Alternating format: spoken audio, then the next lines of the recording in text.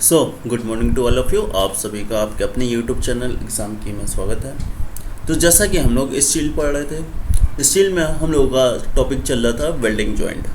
तो welding joint में अभी तक हम लोगों ने देखे थे अपने टाइप्स ऑफ वेल्डिंग जॉइंट क्या होते हैं, उसके एडवांटेज क्या है वेल्डिंग के, डिसएडवांटेज क्या है वेल्डिंग के, इतनी चीज़ें अभी तक हम लोगों ने पढ़ी थी। तो आज उसी के आगे हम लोग कंटिन्यू करेंगे और आज का हमारा टॉपिक होगा परमिसिबल स्ट्रेस इन वेल्ड।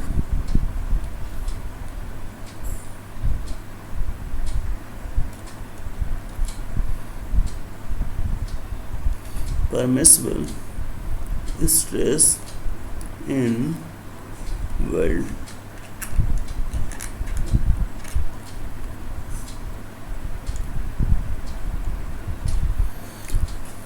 अब जब हम लोग अपने वेल्डिंग करेंगे तो उसमें कई टाइप्स के स्ट्रेस जनरेट होंगे। तो उन टाइप के जो स्ट्रेस होंगे वो कितना परमिसिबल स्ट्रेस को सहन कर सकते हैं, ये हम लोग यहाँ आज देखेंगे। तो हम लोग एक चार्ट बना लेते हैं और चार्ट के थ्रू समझते हैं। तो यहाँ लिखते हैं टाइप्स ऑफ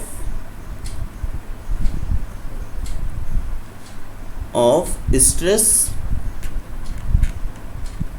इधर हो जाएगा हमारा permissible stress.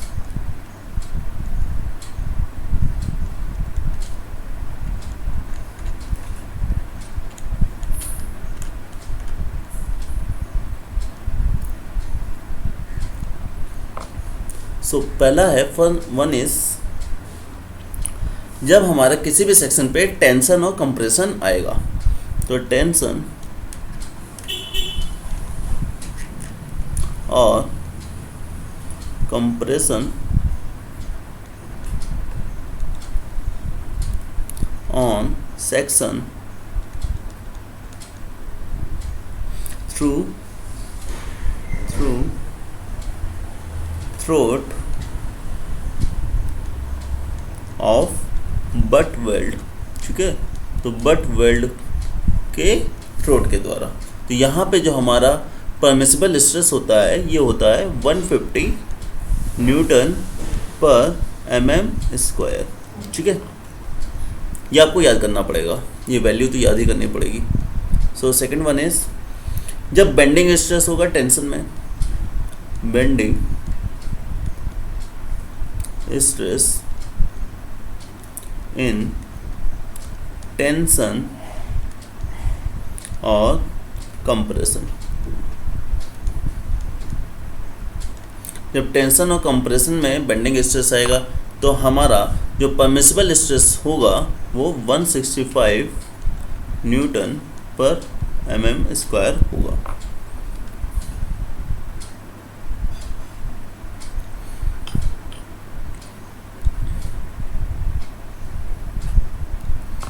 So third one is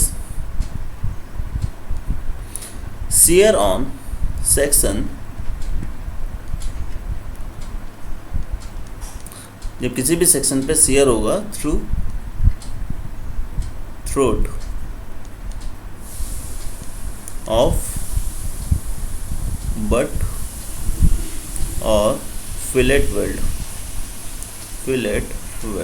तो फिलेट वेल्ड हो या बट वेल्ड हो, उसके थ्रोट के द्वारा जब हमारे सेक्शन पर शियर होगा तो वहाँ पे परमिसिबल स्ट्रेस होती है 108 न्यूटन पर mm²। And last one is plug weld. यहाँ पे हमारी परमिसिबल स्ट्रेस होती है सेम 108 न्यूटन पर mm²। तो ये हमारी परमिसिबल स्ट्रेस होती है इन टाइप के स्ट्रेस के लिए। ठीक है, तो ये चीज़ हमको देखना ही पड़ेगा। इसमें एक नोट लिख लेते हैं, note,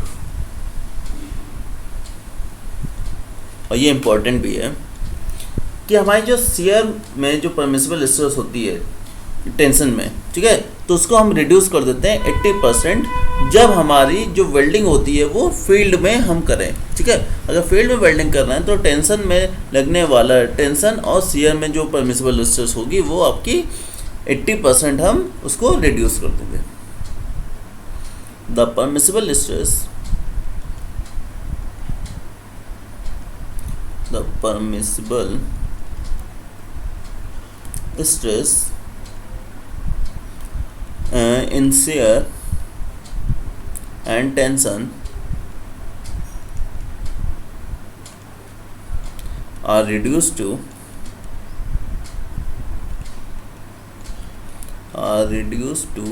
80% when the welding is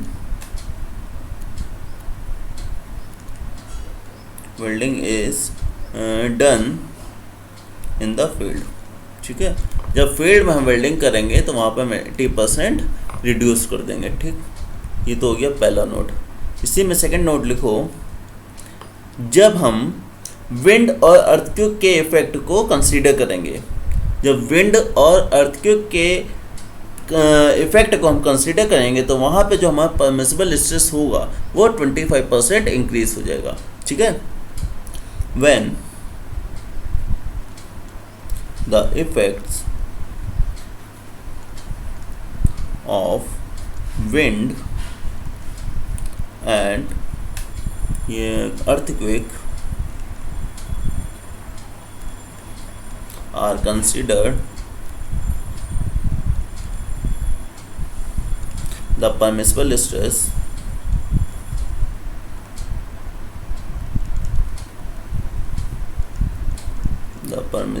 stresses are increased by 25%, are increased by 25%। ठीक है, जब विंड या अर्थक्वेक किसी भी एक का हमारा इफेक्ट कंसीडर करेंगे तो जो भी हमें ये परमिसिबल स्ट्रेस हमने यहाँ ले रखी है इसमें हम 25% इंक्रीज कर देंगे। ठीक है, तो ये तो हो गई बात हमारे परमिसिबल स्ट्रेस की। अब आते हैं नेक्स्ट वेल्डिंग प्रोसेस पे। वेल्डिंग प्रोसेस,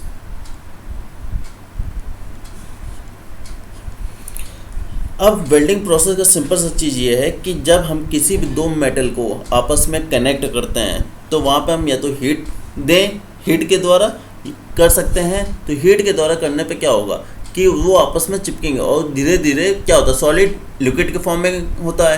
ठीक है, वो जो आपस में चिपक जाता है तो जब वो ठंडा होता है, कोल्ड होता है, तो वो धीरे धीरे फिर वापस से सॉलिड हो जाता है। तो ये होता है हमारा वेल्डिंग में ऐसा प्रोसेस है।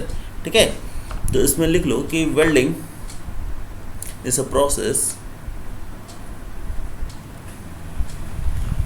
वेल्डिंग तो सबने देखी ही होगी कहीं ना कहीं कि कैसे होती है। Welding is a process of connecting metals,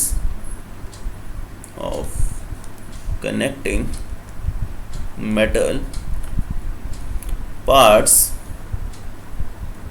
under the application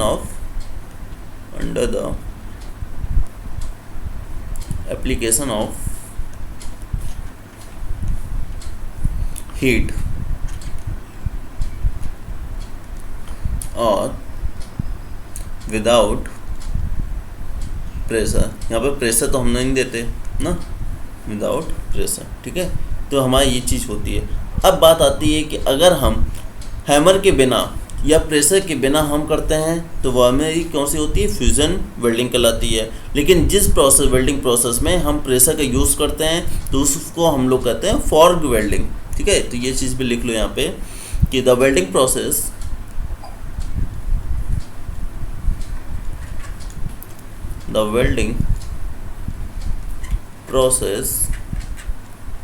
in which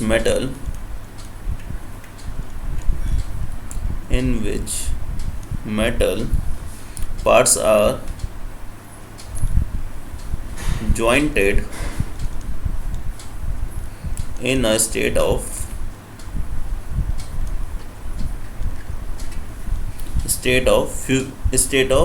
fusion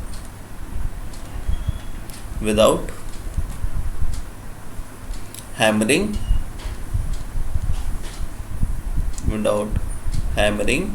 और प्रेशर। अगर बिना प्रेशर के हम लोग करेंगे वेल्डिंग तो इज नोन एज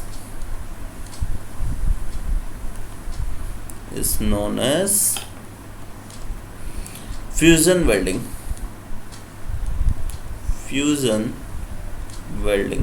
ठीक है, उसको हम लोग फ्यूजन वेल्डिंग कहेंगे। लेकिन अगर जिसमें हम लोग हैमरिंग या प्रेशर का यूज़ कर लेंगे तो उसे हम लोग क्या कहेंगे, the welding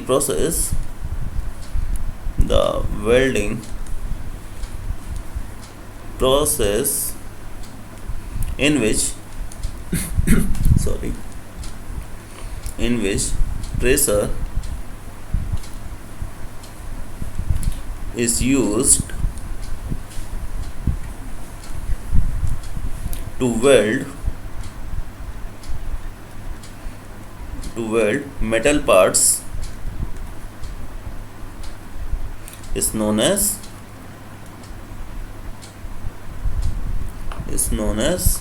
fork welding.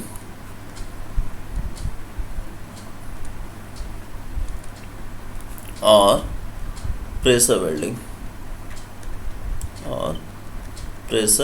Welding तो उसे आप फॉर्क वेल्डिंग कह लीजिए या फिर प्रेशर वेल्डिंग कह लीजिए। ठीक है, ये बात हो गई। अब इसमें अगर हम फ्लो चार्ट बना कर देखें तो उससे आसानी से समझ में आएगा हमको। तो वेल्डिंग प्रोसेस जो है अपना, वेल्डिंग प्रोसेस में जो हम लोग टेम्परेचर रखते हैं वो हमारा 3600 डिग्री सेल्सियस तक होता है। ठीक है, तो एक हो गया आपका फ्यूजन वेल्डिंग,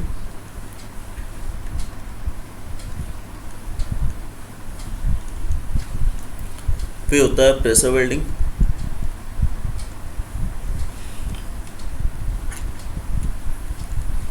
इसमें और भी वेल्डिंग टाइप की होती है लेकिन वो आपके कोर्स में नहीं, लेकिन नाम जान लीजिए। होती है थर्मेट वेल्डिंग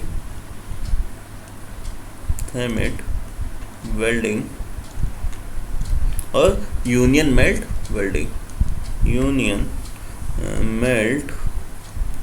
वेल्डिंग। तो ये 4 टाइप की आपकी वेल्डिंग होती है।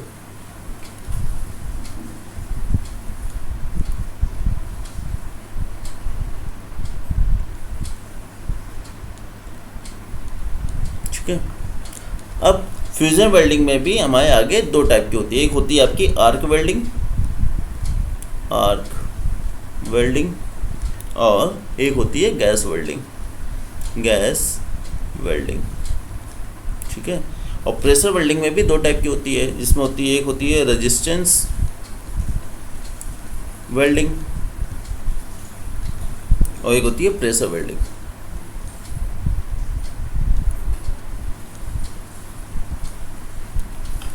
ठीक, तो फ्यूजन की 2 टाइप की होगी आगे, आर्क और गैस, और प्रेशर में भी 2 टाइप की होती है, रेजिस्टेंस और प्रेशर। ठीक, अब जो आर्क वेल्डिंग होती है इसमें भी 2 टाइप की होती है, एक होती है मेटल आर्क, एक होती है कार्बन आर्क। तो एक तो हो गई इसकी मेटल आर्क वेल्डिंग, एक होती है कार्बन आर्क वेल्डिंग। और गैस वेल्डिंग में भी 2 टाइप की वेल्डिंग होती है, एक होती है आपकी ऑक्सी एसिटिलीन वेल्डिंग, एक होती है ऑक्सी हाइड्रोकार्बन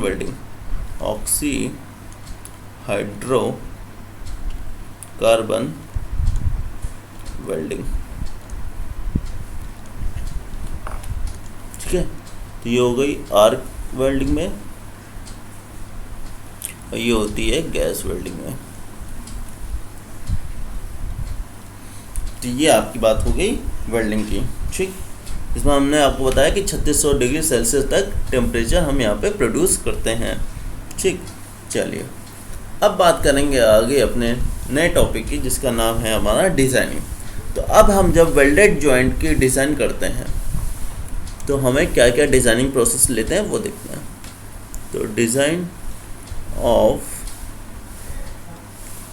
वेल्डेड जॉइंट,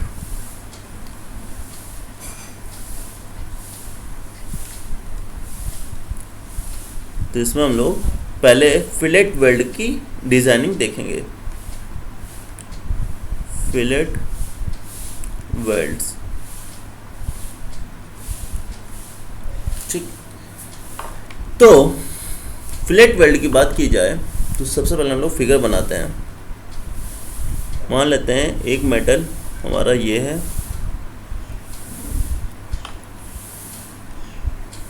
ठीक है। एक मेटल प्लेट ये है अपनी, और दूसरी मेटल प्लेट हमारी इस ऐसे रखी गई है, ठीक। अब हमें इस दोनों को कनेक्ट करना है, तो यहाँ पे हमें क्या करना होगा, वेल्डिंग करनी होगी।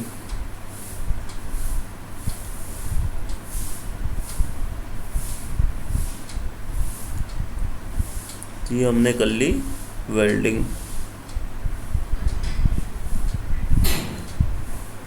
ये हमने अपनी वेल्डिंग कर ली। तो यहाँ पे देखो, तो ये चीज़ क्या हो गई, देखो यहाँ से यहाँ तक की डिस्टेंस को हम लोग कहते हैं, ये चीज़ जान लो, साइज या और लेग ऑफ वेल्ड। ये हो गई साइज, या साइज कर लो या लेग ऑफ वेल्ड बोल लो, ठीक है। इसको ये पूरी डिस्टेंस को सेम इधर भी, ये यहाँ से यहाँ तक की जो डिस्टेंस होगी ये कहलाएगी आपकी साइज और लेग ऑफ वेल्ड, ठीक। अब आती है थ्रोट क्या होता है। तो देखो यहाँ से जो मिनिमम डिस्टेंस डायमेंशन होगी, तो मिनिमम डायमेंशन यही वाली होगी। तो जो मिनिमम डायमेंशन होती है वेल्ड की, वो कहलाती है थ्रोट थिकनेस। तो ये हो गई हमारी थ्रोट थिकनेस, इसको हम लोग टी से डिनोट करते हैं, ठीक है। बाकी आपके क्या है, ये दोनों तो आपके फ्यूजन फेस हैं, फ्यूजन फेस, ठीक है। तो इस प्रकार से हम लोग फिलेट वेल्ड करते हैं। अब फिलेट वेल्ड में कुछ चीज़ें जान लेते हैं। जैसा कि हम जानते हैं कि जो हमारा वेल्डिंग हम कर रहे हैं, तो इसमें जो इफेक्टिव होता है वो क्या करता है, ये स्ट्रेस को ट्रांसफ़र करता है, ठीक है। तो स्ट्रेस ट्रांसफ़र किया जाता है, उसको हम लोग क्या कहते हैं, throat.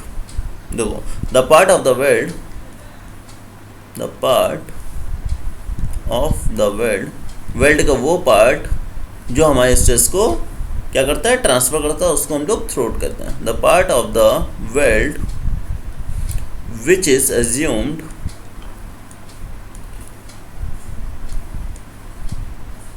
to be effective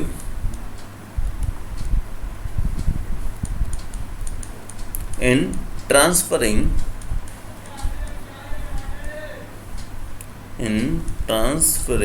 the stress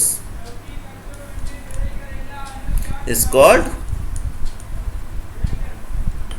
throat।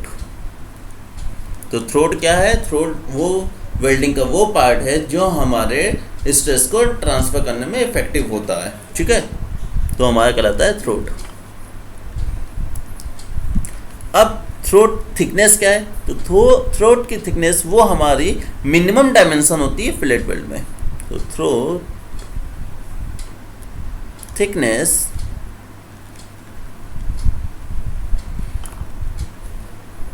T is minimum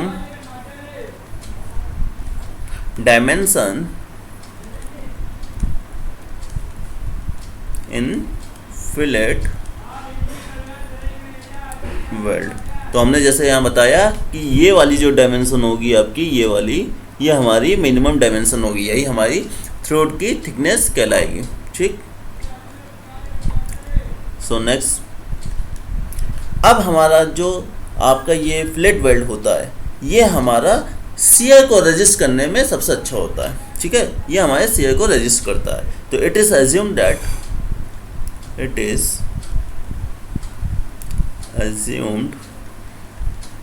that fillet weld always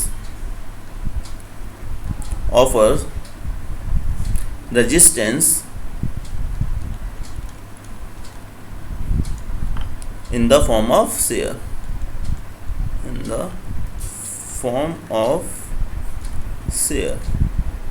ठीक है। तो अगर आपसे कोई पूछे कि कौन सा वेल्ड है जो शियर को रेजिस्ट करता है, तो आपको आंसर देना होगा फिलेट वेल्ड, ठीक है। तो फिलेट वेल्ड जो होता है वो हमारा शियर को रेजिस्ट करने में सबसे अच्छा होता है, ठीक। चलिए, अब इसमें हम लोग नेक्स्ट चीज़ जानते हैं फिलेट वेल्ड में, कि जो फिलेट वेल्ड होता है ये हम तभी प्रोवाइड कर सकते हैं जब हमारे जो एंगल है वो फ्यूजन फेज के बीच का जो एंगल होगा वो हमारा 60 डिग्री से कम नहीं होना चाहिए और 120 डिग्री से ज़्यादा नहीं होना चाहिए। ठीक है, तो फिलेट वेल्ड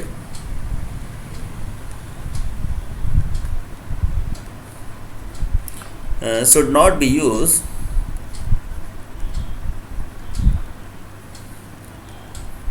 मतलब 60 डिग्री से 120 डिग्री के बीच में होगा, तभी हम लोग वहाँ पे फिलेट वेल्ड को प्रोड्यूस कर सकते हैं या फिलेट वेल्ड दे सकते हैं।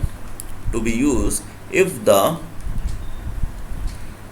Angle between fusion faces is less than 60 degree or greater than 120 degree. ठीक है, चीज़ें समझ में आए। जैसे ये मैं बोल रहा हूँ, ये हमारी एक प्लेट है, एक दूसरी प्लेट कुछ हमने इस प्रकार रखी है, मान लो। ठीक है, अब इसके बीच में हमने यहाँ पे फिलेट वेल्ड देना है, तो ये हो गया हमारा फिलेट वेल्ड। इसको अलग से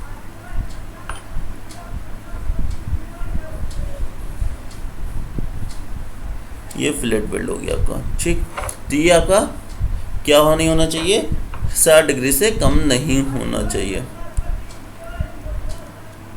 ठीक है, तो ये बात हो गई। यहाँ नेक्स्ट आते हैं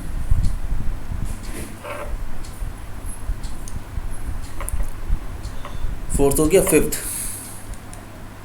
अब जो अपनी थ्रोट थिकनेस वेल्ड है ना, तो वेल्ड की जो थ्रोट की थिकनेस है उसको हम कैसे फाइंड करेंगे, ये देखते हैं।